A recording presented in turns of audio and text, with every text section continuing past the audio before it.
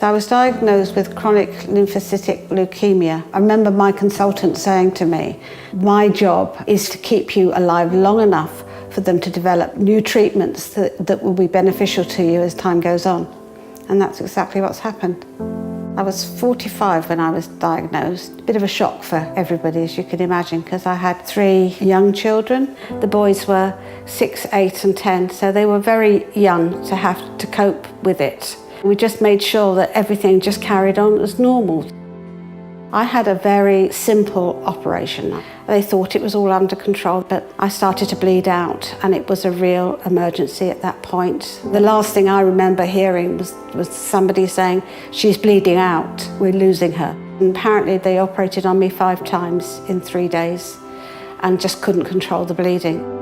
Laurie left 2 pictures by the side of my bed when I was in intensive care. One of them was a picture of the children and the other one was a picture of the boat. And he put the date on it, 26th of June, because this is May. And the nurses were coming round and saying, "Why has he got the date on the picture of your boat?" I said, "Well, that's the date we're going out on it." And they said, "Well, not this year though, eh?" And we did. So I got through it all, and then I used to come back every month, and it felt like I was on an elastic band, you know, being pinged back to the hospital. I just assumed this is what my lifestyle would be from here on in, that I would be, you know, totally controlled by hospital visits.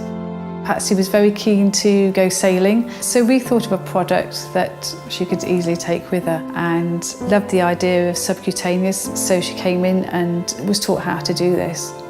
It just seemed to be such a wonderful solution, really. It gives me the independence that I wasn't getting by being restricted to coming back to the hospital so regularly. Teddy came home with me for the first time. I did it and laid it all out and made sure I was doing it all correctly, and then launched me off on my own. So when I did my home visit, it was just such a joy to see that it was the start of her getting her life back. And it's worked brilliantly ever since. It's just given me so much independence to be able to take it wherever I go and wherever I am and whoever I'm with. And all I do is just take myself away for an hour once a week and put my feet up somewhere and read a book. It's very easy to learn. You're helped every step of the way. I take it when I go away to spend time with the grandchildren, or I can go on holiday and take it with me. We have our boat, which we keep out in Greece, and spend a lot of time there in the summer.